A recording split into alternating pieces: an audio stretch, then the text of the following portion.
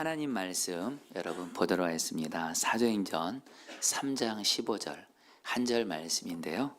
여러분 우리 다 같이 읽도록 하겠습니다. 생명의 시작. 생명의 주를 죽였도다. 그러나 하나님이 죽은 자 가운데서 그를 살리셨으니 우리가 이 일의 증인이라. 아멘. 여러분들 아시다시피 저는 6명의 자녀들이 있습니다. 오늘 새로 오신 분들은 그래도 모르실까봐 광고를 하는 겁니다. 6명의 아이들이 있는데 첫째부터 다섯째까지가 아들이고 여섯째가 딸인데 제가 저희 아이들을 참 사랑합니다. 그리고 저는 아이들한테 이렇게 말할 때가 있습니다. 아빠는 너희들을 정말 아빠의 생명을 줄 수 있을 만큼 너희들을 사랑해. 이렇게 말을 할 때가 있어요. 한 번은 제 막내딸 하나에게도 제가 이렇게 말했어요. 아빠는 하나를 참 사랑해. 하나 위해서라면 아빠는 정말 생명 줄 수 있어. 그러니까 우리 하나가 그걸 듣더니 이렇게 말하는 거예요. 정말이에요, 아빠? 그러면 지금 생명 줘봐요. 그래서 제가 순간 여러분 말을 잊었습니다. 네. 여러분들 정상적인 부모라면 자기 자식을 내 생명을 아낌없이 줄 정도로 사랑하죠. 똑같이 여러분 우리의 하나님 아버지도 우리 예수님도 저와 여러분들을 특별히 오늘 저에게 초청되어 오신 여러분들까지 주님은 우리를 생명을 주시기까지 너무도 사랑하고 계신다라는 거예요. 여러분 요한복음 3장 16절에서 하나님이 이렇게 말씀합니다. 여러분 같이 한번 읽어볼까요? 하나님이 세상을 시작. 하나님이 세상을 이처럼 사랑하사 독생자를 주었으니 이는 그를 믿는 자마다 멸망하지 않고 영생을 얻게 하려 하심이라. 이 말씀에서 하나님이 세상을 이처럼 사랑하사 이 말씀을 쉽게 풀어드리면 하나님이 저와 여러분들을 사람들을 너무도 많이 사랑하신다는 거예요. 왜 하나님이 우리를 이처럼 너무도 많이 사랑할까요? 이유는 단순합니다.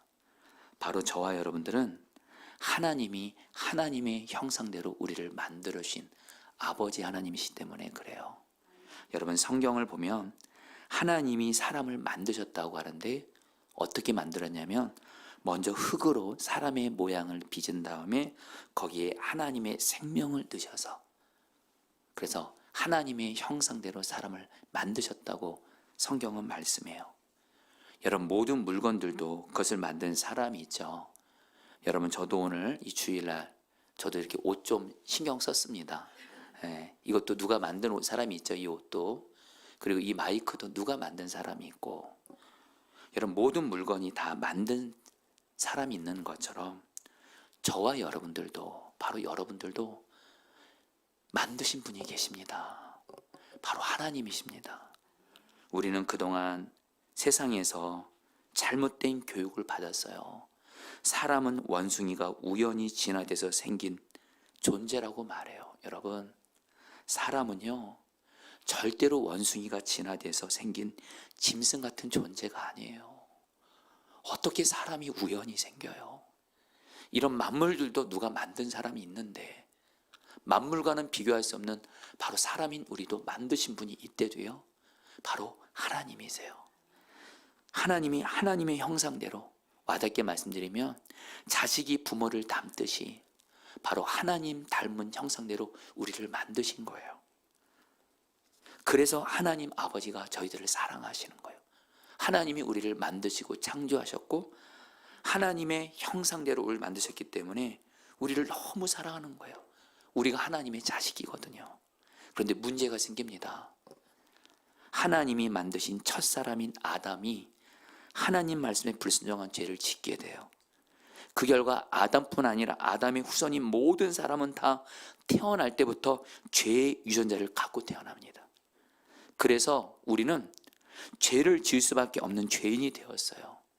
여러분 다 경험해 보셨겠지만 아무리 착해 보이는 사람도 죄 짓습니다.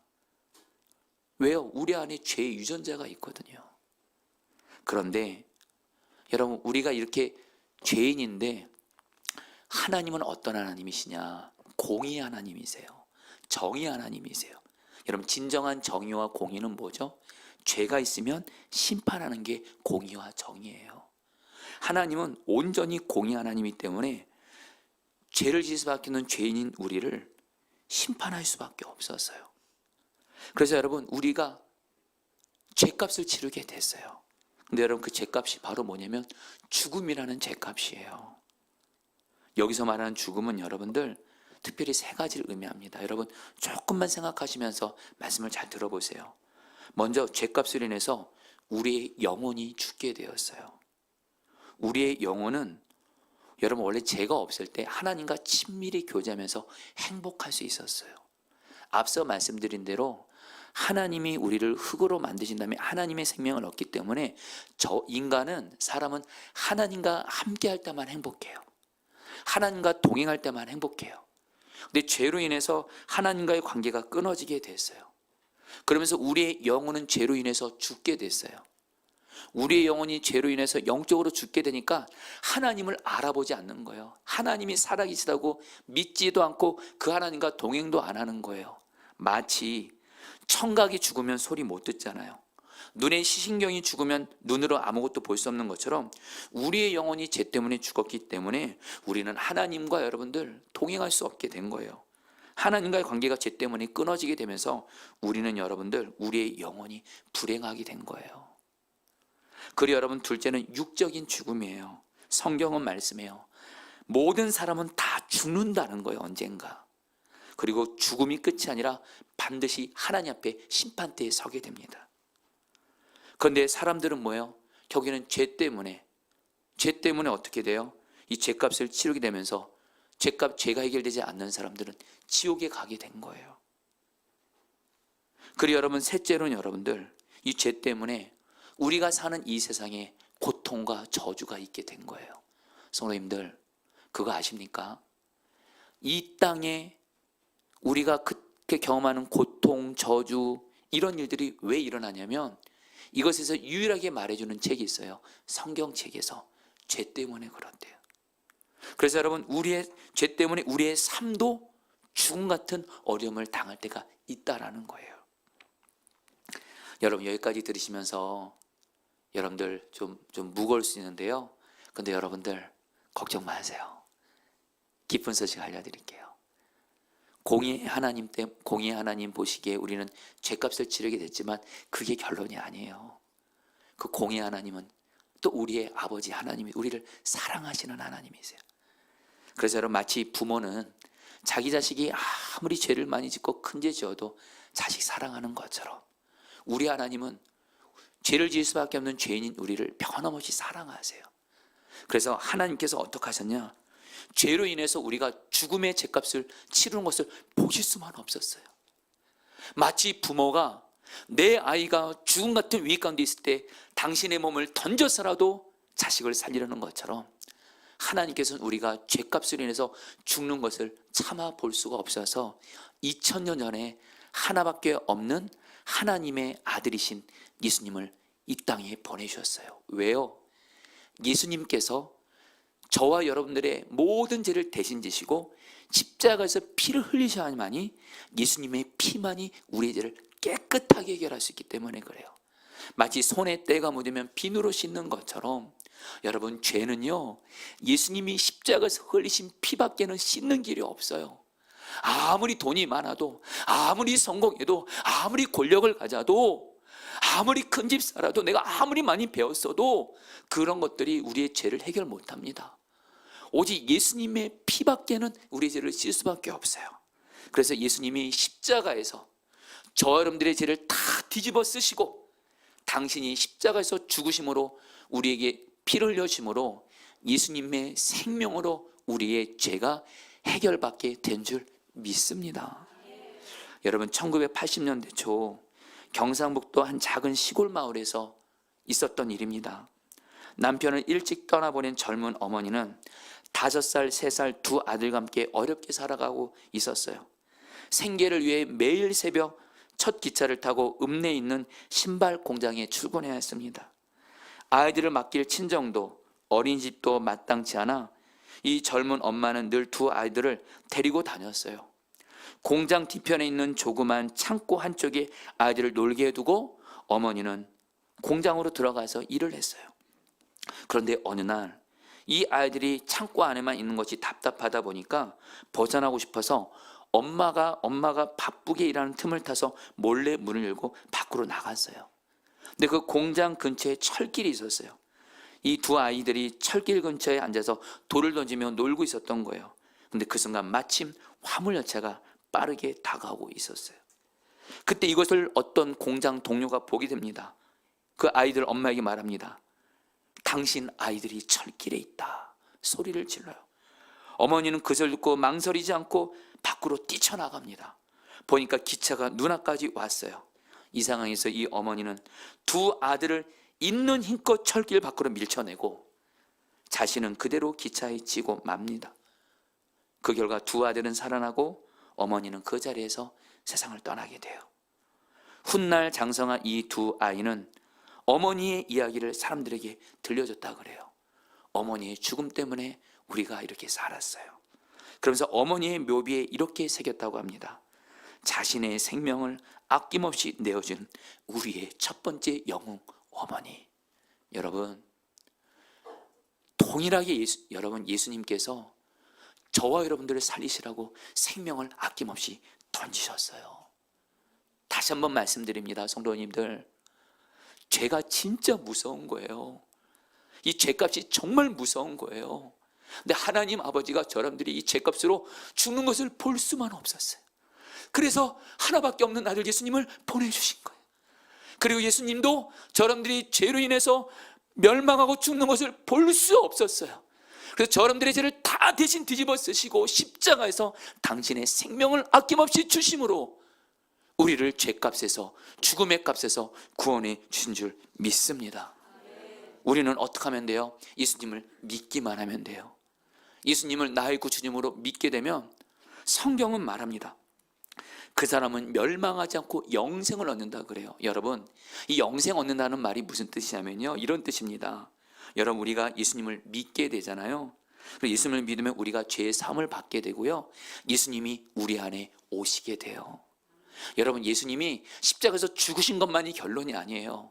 예수님이 저여러분들을 위해서 십자가에서 죽으셨고요, 3일 만에 부활하셨고요, 그리고 승천하셨고요, 그리고 그 예수님이 이 험한 세상 사는 우리와 함께 하셔서 우리와 동행하시려고 우리 마음 안에 성령으로 예수님이 우리 안에 오셨어요.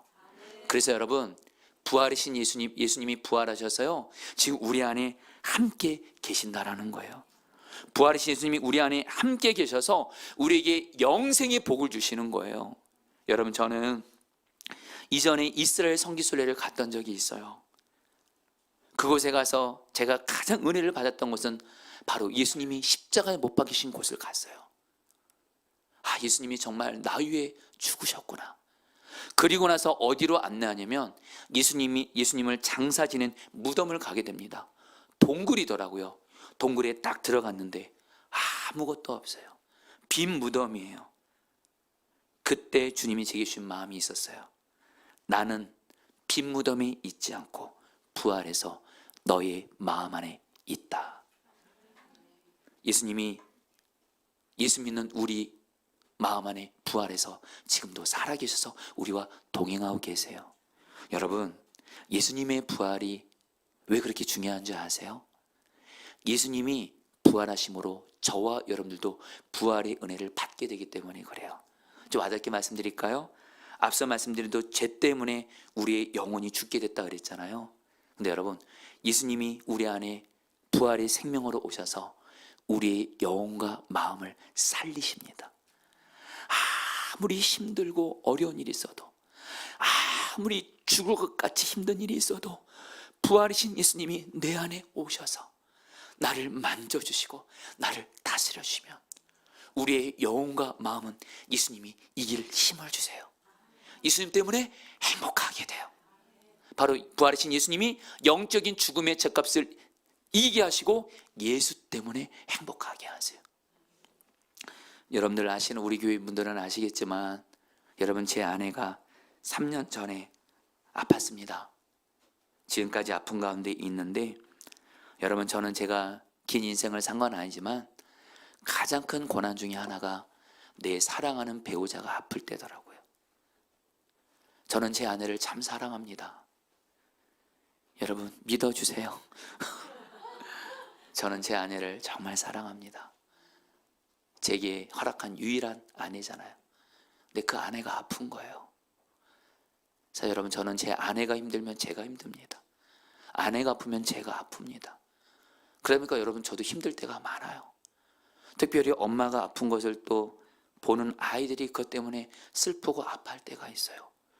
그러면 여러분 가슴이 미어집니다. 그래서 여러분, 그래서 제가 힘들기만 할까요? 불행할까요? 여러분에게 말씀드립니다. 저는 제 아픈 아내로 인해서 또 그걸 보는 아이들이 힘들은 걸 볼 때 저도 힘들어지면 그게 결론입니다. 그때마다 저는 부활이신 예수님을 바라봅니다. 부활이신 예수님을 바라보며 예수님이 나의 부활입니다. 지금 제 마음이 힘들고 어쨌든 너무 괴롭지만 예수님이 내 영혼의 부활입니다. 예수님이 내 마음의 부활입니다. 예수님, 내 마음을 다스려 주세요. 하면 여러분 어떤 일이 생긴지 아세요? 이길 힘이 생겨요. 힘이 생겨요. 그리고 마음이 행복해져요. 마음에 하나님 나라가 임해서. 그래서 여러분, 저는 주님이 주시는 행복과 힘으로 제 아내를 지금 사랑만 하며 섬기고 있어요. 최근에 제 아내가 그런 말을 해주더라고요. 당신은 나중에 하나님 앞에 가면 상 받을 거야. 할렐루야. 어느 날 우리 아이들이 저를 찾아와서 아빠한테 할 말이 있대요. 무슨 말이냐니까, 아빠, 지금은 아빠가 엄마랑 우리 때문에 고생하는데 좀만 기다려. 우리 6명이 아빠 호강시켜준다. 여러분, 예수님 때문에 저희 가정이 울 수가 있대도요. 예수님이 우리 마음의 부활이세요. 또 하나, 여러분, 예수님은 여러분 사람들이 제일 많이 두려워하는 게 뭐죠? 죽음이잖아요. 여기 모든 분들 다 우리 언젠가 죽잖아요. 근데 여러분들 그거 아세요? 예수님을 믿는 사람은 부활이신 예수님이 내 안에 계셔서 예수님이 죽음을 이기시고 부활하셨거든요. 여러분, 죽음을 이기는 자는 한 명도 없었어요. 예수님이 죽음을 이기고 부활하셨어요. 근데 그 예수님이 지금 내 안에 계셔서 어떻게 하는지 아세요? 우리 또한 이 세상을 떠날 때 죽음으로 끝나지 않고요, 예수님이 우리 또한 죽음을 이기고 다시 살게 하신 줄 믿습니다. 그래서 우리 천국 가는 거예요. 여러분, 예수 믿는 사람이 죽음만 생각하면 두려워하는 거 충분히 이해합니다. 그러나 부활이신 예수님을 정말 누리는 사람은요, 예수님이 나의 부활이다, 마치 바울처럼 사망아 너의 쏘는 것이 어디냐, 부활이신 예수님의 생명으로 우리는 죽음도 이기고 천국 가게 되는 줄 믿습니다. 저는 이번에도 너무도 분명한 경험한 일이 있습니다. 제가 부목사 때 제가 사랑하는 한 성도님의 딸이 있었어요. 김효정이라고. 참 예수님도 잘 믿고 어려운 사람들을 잘 돕는 그런 자매였어요. 그런데 이 성도님의 딸, 이 효정 자매가 심장이 좀 약했습니다. 어느 날 효정 자매가 집에 들어왔고 그 어머니 권사님은 집에서 쉬고 있는데 이 딸이 화장실로 들어가더래요. 그래서 들어갔나 보다 했는데 아무리 시간이 지나도 이 딸이 안 나오더래요. 들어가 보니까, 화장실 들어가니까 이 딸, 효정 자매가 심장 마비가 와서 의식이 없어진 거예요. 급히 병원에 데려갔는데 이미 골든타임을 지났어요. 그러면서 여러분들, 의식이 깨어나지 않는 가운데 정말 가운데 있었습니다. 그때 저를 포함해서 이분은 사람분들이 정말 이 성도님의 딸 효정 자매를 살려달라고 정말 기도했던 적이 있어요. 그런데 결국엔 들려온 소식은 효정 자매가 세상을 떠나게 됐다라는 거예요. 제가 그 소식을 듣는 순간 제일 걱정된 건 효정 자매의 엄마였어요. 저한테 와서 엄마의 성도님을, 목사님, 우리 효정이 하나님께 살려달라고 기도 좀 해주세요.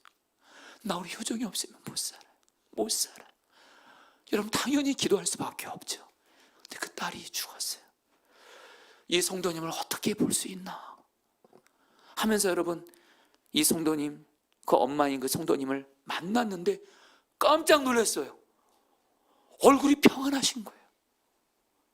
권사님 어떻게 되신 거니까, 당신도 당신 딸이 세상을 떠난 것 때문에 힘들었는데 그래서 기도하고 있었대요. 근데 수십 년 만에 고향교회 목사님의 아내 되신 사모님한테 전화가 온 거예요. 수십 년 만에. 권사님, 오랜만이에요. 그러니까 사모님 웬일이세요? 그러니까 권사님 내가 솔직히 어제 꿈을 꿨는데 권사님한테 이 얘기를 하려다가 고민하다 전화했어요. 어제 내가 꿈에서 권사님의 딸 효정이가 천국에서 예수님과 함께 행복하게 동행하면서 너무 행복하게 있다라는 거예요. 그러면서 이게 무슨 일인가? 그래서 권사님에게 전화했다라는 거예요.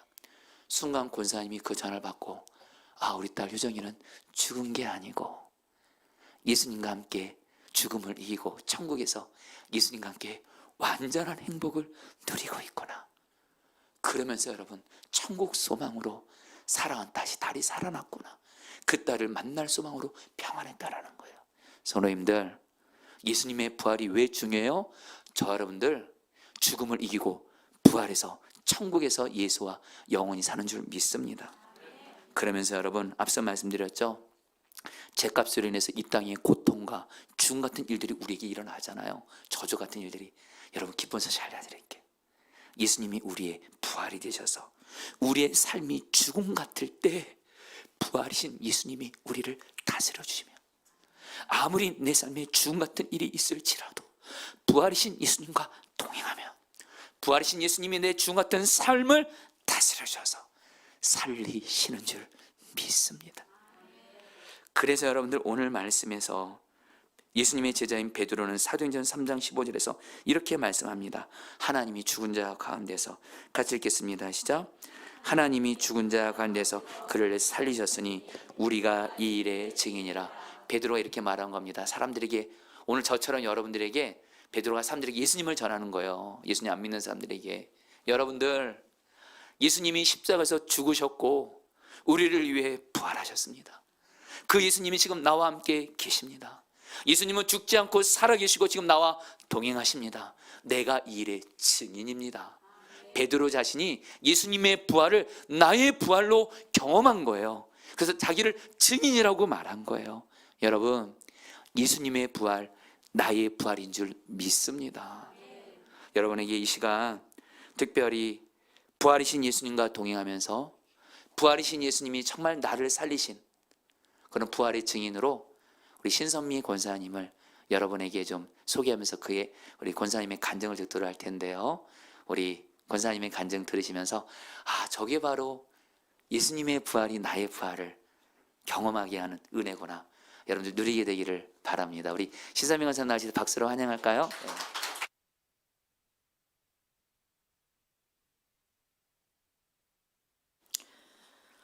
안녕하세요. 반갑습니다. 예수 믿고 구원의 기쁨을 누리는 신선미 권사입니다. 저는 26살, 그리고 23살, 16살 이렇게 아들, 딸, 아들 세 자녀를 둔 엄마입니다. 남편은 교회에서 간사로 일하고 있고, 저는 가정의 여러 문제로 고통당하고 있는 엄마들의 기도 모임 리더로, 또 다음 세대 아이들을 주님 나라의 용사들로 키우는 문화사역을 섬기고 있습니다. 지금은 이렇게 정말 행복하고 기쁘게 살고 있지만 27에 결혼한 후에 아주 오랫동안 이루 말할 수 없는 비참한 삶을 살았습니다. 어려운 시집살이에 남편 사업이 망해서 빚독촉에 시달리며 온갖 어려움을 겪었습니다. 남편은 매일 술독에 빠져 살았고 저는 도저히 해결되지 않는 삶의 무게에 짓눌려 매일 밤 옥상에 올라가 떨어져야겠다는 자살 충동에 시달려야 했습니다. 사람들을 피하느라 집 밖에 나가질 못했습니다. 우울해서 돌보지 못해 방치돼 있었던 저희 큰아들은 점점 문제아가 되어갔습니다. 저는 저의 분노를 이기지 못하고 어리고 약자였던 아들에게 퍼부었습니다. 행복한 결혼 생활을 꿈꿨는데 정말 지옥 속에서 살고 있는 것 같았습니다. 저는 어릴 때부터 남들이 보기에도 그렇고 제가 생각해도 그렇고 반듯하게 신앙생활을 한다고 믿었습니다. 그러나 막상 고난이 닥치고 제 뜻대로 되는 것이 하나도 없어지자 제 믿음은 다 무너졌습니다. 억울한 제 감정도 분노도 어찌 해결해야 될지 몰랐고 정말 죽지 못해 사는 하루하루였습니다. 그러던 어느 날 아무 소망도 없던 중에 시편 말씀을 보게 되었는데 다윗이 아둘람 굴 속에 있을 때의 이야기였습니다. 그 말씀을 통해 주님을 만났습니다. 굴 속에 모여있던 환난당한 사람들, 빚진 사람들, 원통한 사람들, 상처받은 사람들, 저도 그들과 함께 그 굴 속에 있는 것 같았습니다. 주님께 버림받았다고 생각해서 냉랭하고 메말랐던 마음이 주님의 말씀으로 적셔지기 시작했습니다. 그때부터 날마다 말씀을 묵상하고 주님을 간절히 찾았습니다. 주님은 그때마다 저를 만나 주셨습니다. 제가 얼마나 제 원함과 육신의 뜻대로 살았었는지, 얼마나 믿음이 없었는지를 진정으로 깨닫게 되었습니다. 교회를 떠나 완전히 주님과 멀어져 세상의 종노릇하던 남편도 예배 중에 말씀을 듣고 깨어져 주님께 무릎 꿇고 회개하여 새 사람이 되었습니다. 모든 게 변했습니다. 남편과 함께 밤낮으로 말씀을 보고 찬양을 하고 교회에 있던 모든 예배와 기도의 자리에 참여했습니다. 상황은 하나도 변한 것이 없는데 제 마음과 생각과 행동이 변했습니다. 제 마음에 가득했던 억울함과 지긋지긋한 가난에 대한 원망, 두려움이 사라졌습니다. 그것은 정말 말로 다 표현할 수 없는 놀라운 자유였습니다. 주님께서 나의 모든 실패와 아픔, 절망, 모든 죄, 모든 짐들을 다 짊어지고 이기셨다는 게 믿어졌습니다. 주님께서 항상 나와 함께 계신다는 것이 믿어졌습니다. 고난 가운데 있어도 문제가 되지 않았습니다. 67평도 안 되는 옥탑에 살면서 내일 먹을 쌀이 없고 교회 갈 차비가 없는데 여호와는 나의 목자시니 내게 부족함이 없으리로다. 이 시편의 말씀이 정말 믿어지고 제 삶의 고백이 되었습니다. 남편이 정말 미웠어요. 내가 왜 이 남편과 결혼해서 이렇게 고생을 하고 있나? 그리고 이렇게 문제의 아들로 내가 왜 이렇게 수치와 부끄러움을 당하고 있나? 이런 원망과 분노의 마음이 있었는데 가정에서 남편과 진짜 하나가 되었습니다. 있는 모습 그대로 존재 자체로 사랑이 된 저는 남편과 자녀를 있는 모습 그대로 존재 자체로 사랑할 수 있는 사람이 되었습니다. 이전 일은 다 지나가고 서로 용서하고 용납하며 저희는 정말 새로운 가정, 새로운 부부, 새로운 부모 자녀가 되었습니다. 가난하다고 주눅들지 않았고 사람들을 피하지 않았습니다. 그 이후로 어려운 교우들과 이웃들을 집에 초대해서 먹이고 또 그들의 집을 찾아가 위로하며 함께 기도했습니다. 부부관계가 깨어진 가정들, 재정이 어려워서 낙심한 가정들, 믿는다고 하면서도 전혀 그리스도인답게 살아가지 못해서 답답해하는 가정들, 저희가 그랬던 것처럼 죽을 것 같은 극심한 고통 속에 신음하는 가정과 지체들이 너무 많았습니다. 그때마다 저와 저희 가정이 경험했던 실패와 낙심, 좌절과 고난이 은혜의 재료가 되었습니다. 하나님이 살아계십니다. 하나님은 여전히 우리와 함께 하시고 우리를 사랑하십니다. 포기하지 말고 더욱 함께 주님을 바라봅시다. 이렇게 격려하고 함께 기도할 때 우리 가운데 기쁨이 살아나고 감사와 회복의 역사가 일어났습니다. 지금도 여전히 저희 가정은 무보증금 월세에 세상이 보기엔 참 가난하고 연약한 모습입니다. 아이들이 마음껏 있고 먹고 공부할 수 있도록 해주지 못했는데 하나님께서 우리 아이들에게 가장 필요한 것을 채워주시고 정확하게 인도하셨습니다. 집안에 웃음이 끊이지 않고 사랑이 넘칩니다. 제가 정서적으로 학대했던 우리 큰아들, 분노하고 원망하고 엄마한테 혼나기 했던 그 큰아들은 지금 아침 저녁으로 엄마 사랑한다고 얘기해주고 있고 교회에서 찬양 반주자로 이렇게 섬기고 있습니다. 그 아이의 얼룩을 하나님께서 다 지워주셨습니다. 너희가 전에는 어둠이더니 이제는 주 안에서 빛이라.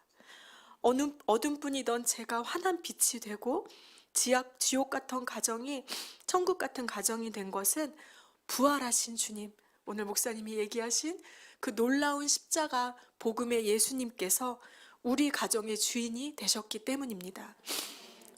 때로 넘어지지 않을 것 같은데 넘어질 때도 있고 어떻게 해야 하나 막막한 상황도 있을 때도 있지만 주님은 그때마다 저를 붙잡아 주시고 언제나 저와 함께 계시다는 사실이 믿어지기에 걱정하지 않습니다. 두려워하지 않습니다. 염려하지 않습니다. 이미 모든 것을 다 이기시고 승리하신 주님께서 제 안에 오셔서 저와 하나가 되셨기에 저는 앞으로도 더욱 주님만 의지하며 살아가겠습니다. 죽음을 이기시고 부활하신 주님께서 제 안에 또 우리 모두 안에 살아계십니다. 주님을 찬양합니다. 감사합니다.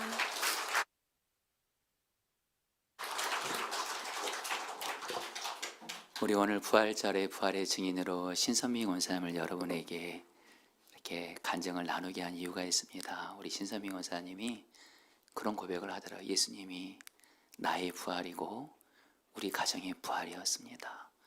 죽는 줄 알았는데, 우리 가정 죽는 줄 알았는데 예수님이 우리와 우리 가정의 부활이 되셨습니다. 성도님들, 우리 신선미 권사님 그 가정을 부활하신 예수님이 지금 우리 안에도 계십니다. 우리도 그 부활하신 예수님과 동행하면서 여러분 힘들고 어려울 때 부활이신 예수님 나를 다스려주소서, 예수의 부활이 나의 부활입니다 하면 예수님께서 여러분에게 동일한 어떤 죽음도 이기는 부활의 은혜를 줄 줄 믿습니다. 그러면서 특별히 오늘 우리 교회 초청돼서 오신 우리 분들 계시죠?